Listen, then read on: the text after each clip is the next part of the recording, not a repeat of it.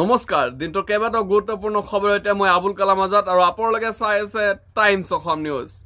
অন্য দিনৰ দৰে আজিও আপোনালোকৰ বাবে কেইবাটাও গুৰুত্বপূৰ্ণ খবৰ যুগুত কৰা হৈছে আৰু আজিৰ দিনটোৰ প্ৰথমটো গুৰুত্বপূৰ্ণ খবৰ হৈছে ভাৰতীয় মুদ্ৰাৰ পতন। আৰু ভাৰতীয় মুদ্ৰাৰ মান অৰ্থাৎ আমাৰ দেশীয় যি মুদ্ৰা আছে সেই মুদ্ৰাৰ মান ইতিমধ্যে হ্ৰাস পাইছে। নিশ্চয় আপোনালোকে বুজিয়ে পাইছে খবৰখিনি। $1 অৰ্থাৎ $1 ডলাৰৰ পৰিৱৰ্তে ভাৰতীয় মুদ্ৰাৰ মান হৈছে 90 টকাৰ ওপৰত। আৰু এয়া খুবেই আশ্চৰ্যজনক খবৰ, দুখবৰ ক'ব লাগিব, কিয়নো ভাৰতীয় মুদ্ৰা যোৱা বিগত বছৰতে প্ৰায় 83 টকাৰ পৰা প্ৰায় 8 টকাও বৃদ্ধি হৈছে। কিয়নো আপোনালোকে নিশ্চয় গম পাইছে বিগত 2025 বৰ্ষৰ প্ৰথমৰ পৰা 83 টকা যদিও আছিলে, কিন্তু বৰ্তমানলৈকে 90ৰ ঘৰ পাৰ কৰিছে। অৰ্থাৎ $1 ডলাৰৰ পৰিৱৰ্তে অৰ্থাৎ ইউনাইটেড ষ্টেটৰ যি ডলাৰৰ মুদ্ৰাৰ যি পৰিমাণ আছে সেই $1 পৰিৱৰ্তে ভাৰতীয় মুদ্ৰাৰ মান 90 টকালৈকে হৈছে ইতিমধ্যে। আৰু এয়া খুবেই দুখবৰ। যদি আপোনালোকে 2010 চনৰ মান চাই তেনে কোৱা ক্ষেত্ৰত যদি আপোনালোকে পৰিলক্ষিত কৰিব যে 2010 চনত ভাৰতীয় মুদ্ৰাৰ মান আছিল কমেও 50 টকা আৰু বিগত মাত্ৰ 14টা বছৰত অৰ্থাৎ বিগত 10টা বছৰ ক'ব লাগিব, 2014 চনৰ পিছতো যদি আপোনালোকে লক্ষ্য কৰে 2014 চনত প্ৰায় 63 টকাখিনি আছিল।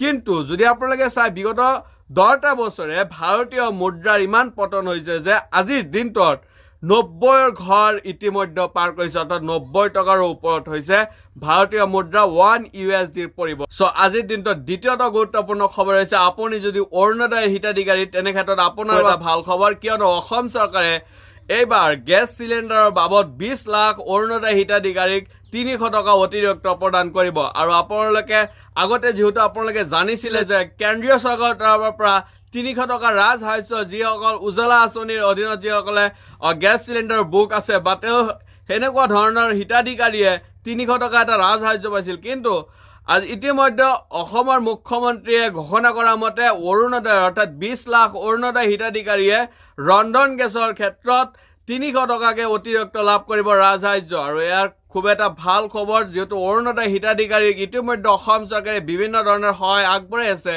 প্ৰায় 1250 টকা ইতিমধ্যে দি আছে প্ৰতি মাহেকত। আৰু এইবাৰ অসমৰ মুখ্যমন্ত্ৰীয়ে ঘোষণা কৰিছে যে অৰুণোদয় হিতাধিকাৰীয়ে 300 টকাৰ অতিৰিক্ত গেছ চিলিণ্ডাৰৰ বাবদ পাব। অৰ্থাৎ অতিৰিক্ত ধন গেছ চিলিণ্ডাৰ অৰ্থাৎ গেছ চিলিণ্ডাৰৰ ক্ষেত্ৰতে এই ধন লাভ কৰিব অৰুণোদয় হিতাধিকাৰী। ৰাজ্যৰ প্ৰায় 20 লাখ অৰুণোদয় হিতাধিকাৰীয়ে লাভ কৰিব এই সাহায্য।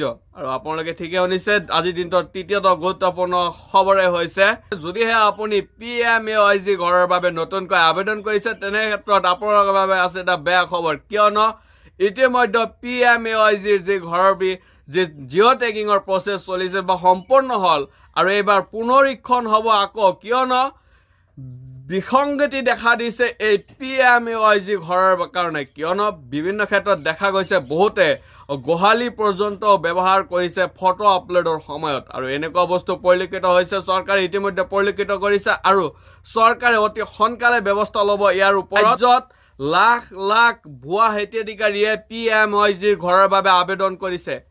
প্ৰায় 62 লাখৰ ওপৰত হিতাধিকাৰীয়ে PMAYGৰ আবেদন কৰিছে। তাৰে ভিতৰত বহুত এনেকুৱা ধৰণৰ হিতাধিকাৰী আছে যিয়ে নেকি নিজৰ গোহালি পৰ্যন্ত ফটো আপলোড কৰিবলগীয়া হৈছে। আৰু এয়া জীৱিকা সখীয়ে এই কামখিনি কৰিছে বুলি উল্লেখ কৰিছে। আৰু জীৱিকা সখীক বাহিৰলৈ এইবাৰ পুনৰীক্ষণৰ কাম আৰম্ভ হ'ব আৰু নতুনকৈ জিঅ' টেগিং কৰা ঘৰসমূহৰ ভেৰিফিকেশ্যন হ'ব। যদিহে আপুনি আচল হিতাধিকাৰী বা আপুনি আচল বেনিফিচিয়াৰী বা ঘৰৰ বাবে আপুনি উপযুক্ত, সেই ক্ষেত্ৰতহে আপুনি ঘৰ লাভ কৰিব। আৰু অন্য ক্ষেত্ৰত আপোনাৰ নাম কৰ্তন হ'ব বা বিভিন্ন ধৰণৰ বিসংগতি দেখা দিছে এই যি জীৱিকা সখীৰ দ্বাৰাই যি জিঅ' টেগিঙৰ কাম চলোৱা হৈছিল। আজি ভিডিঅ'ত দিবলগীয়া ইনফৰমেশ্যন বা আপডেট এইখিনি আছিল। ভিডিঅ'টো কেনে পালে কমেণ্ট এটা কৰি জনাব।